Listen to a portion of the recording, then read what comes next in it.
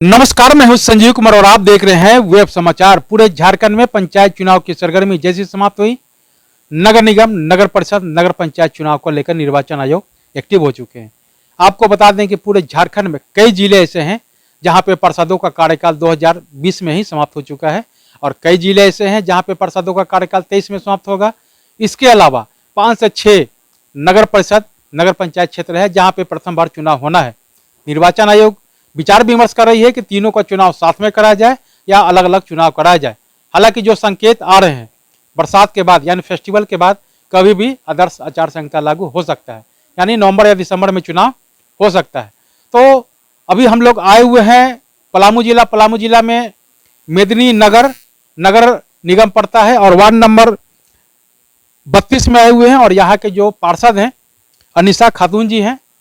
आपको बता दें इनके बारे में कि जब पंचायती राज व्यवस्था था तो उस समय वार्ड सदस्य के रूप में काम किए हैं। इनके पास काम करने का अनुभव है। इसके साथ साथ जब नगर निगम का गठन हुआ तो ये प्रथम वार्ड पार्षद के रूप में चयनित हुई, यानी इनका नाम जो है स्वर्ण अक्षरों में लिखा गया।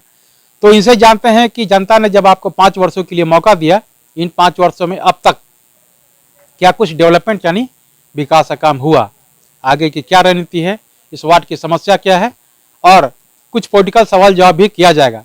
तो पहले तो खातून जी आपको वेब समाचार में बहुत बहुत स्वागत करते हैं। जी सर, सबका छोटा बड़ा का नमस्ते करते हूँ सर।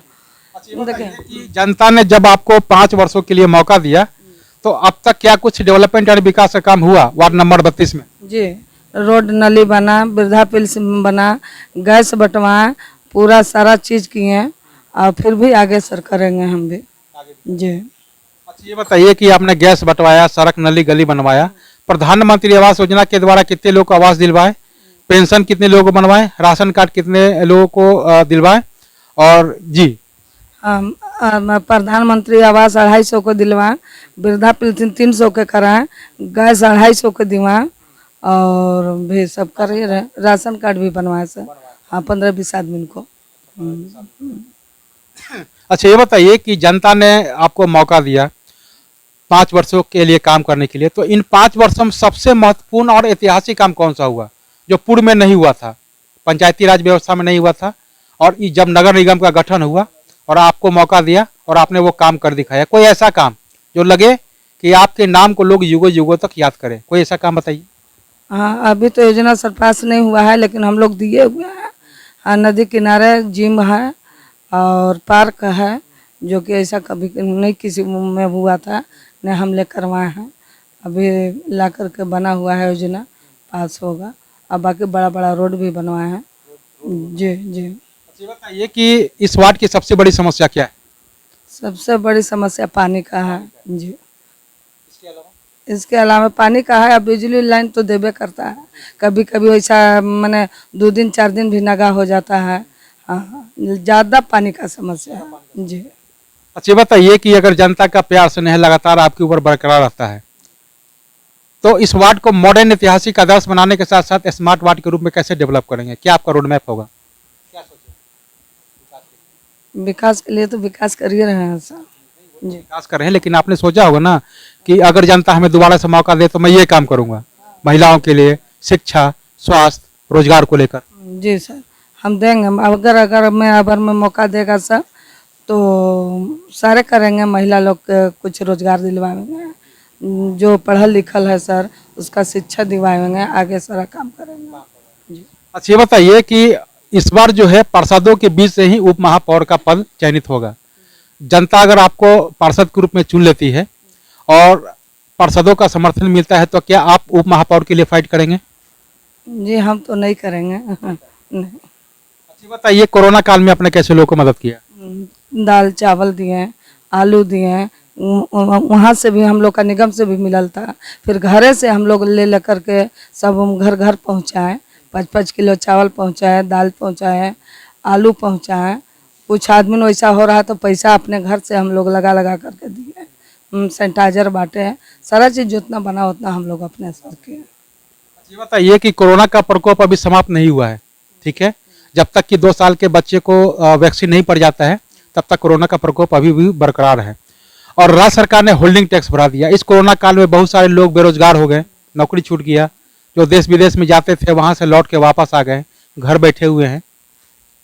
घर का अनाज जो है वो खा पी रहे हैं। तो राज्य सरकार ने होल्डिंग टैक्स बढ़ा दिया, क्या ये सही है या सरकार को इस पर विचार करना चाहिए? सही नहीं है, इस पर विचार होना चाहिए। क्या इसके लिए आपने बोर्ड में आवाज उठाई? जी हम लोग उठाए थे सर। तो कुछ नहीं हुआ, बोला कि नहीं जो लगना है वो लगबे करेगा, हाँ कम नहीं होगा। और जो अभी हम लोग वहाँ पर आवाज़ उठाए कि जो गरीब आदमी है वो नहीं भर पा रहा है, तो इसके लिए क्या होगा? तो नहीं 2016 से उसको जोड़ करके लिया जाएगा। हाँ सर, तब कही मैं न किया, सब पार्षद आवाज़ उठे लेता। क्या इसके लिए आपने कुछ धरना प्रदर्शन वगैरह कुछ ऐसा किया? जनता को लेकर के घेरेंगे जी। ये बताइए कि जब भारत का संविधान एक है, जनता के प्रतिनिधि आप भी है, जनता के प्रतिनिधि MP MLA भी है, उन लोगों को हर तरह का सुविधा मिलता है और आप लोगों को केवल मानदेय मिलता है, वो भी समय पर नहीं, वो भी संतोषजनक। तो क्या आप लोगों को पेंशन नहीं मिलना चाहिए? मिलना चाहिए। क्या आप लोग को स्वास्थ्य लाभ नहीं मिलना चाहिए? मिलना चाहिए। क्या महंगाई भत्ता नहीं मिलना चाहिए? महंगाई भत्ता नहीं मिलना चाहिए, मिलना चाहिए सर। तो क्या इसके लिए आपने बोर्ड में आवाज उठाए? उठाए हैं सर। क्या हुआ? बेसी बढ़ा दिया, कुछ सुनवाई नहीं हुआ जी। नहीं, तो केंद्र सरकार राज्य सरकार से क्या मांग करते हैं?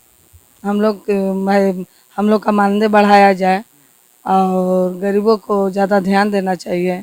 तो काहे कुछ नहीं होता है, इतना हल्ला गुहार होते रहता है, कान में सब तेल डाल करके सुतल रहता है मुझे।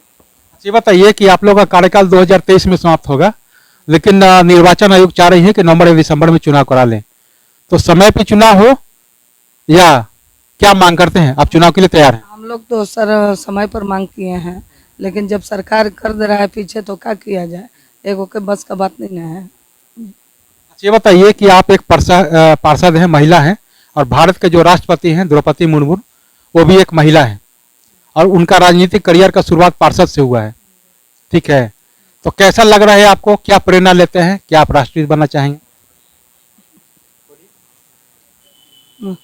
सर हम लोग भी बनना चाहेंगे, हम लोग भी जनता का सहयोग मिलेगा, प्यार मिलेगा, दुलार मिलेगा तो हम लोग भी बन जाएंगे जी। तो आपने सुना कि जिस तरह से वार्ड पार्षद हैं खातून जी, इन्होंने क्या कुछ कहा वार्ड के डेवलपमेंट को लेकर, विकास को लेकर और आगे के क्या रणनीति है, तमाम बिंदुओं पे इन्होंने अपना पक्ष व्यापक रूप से रखने का काम किया है।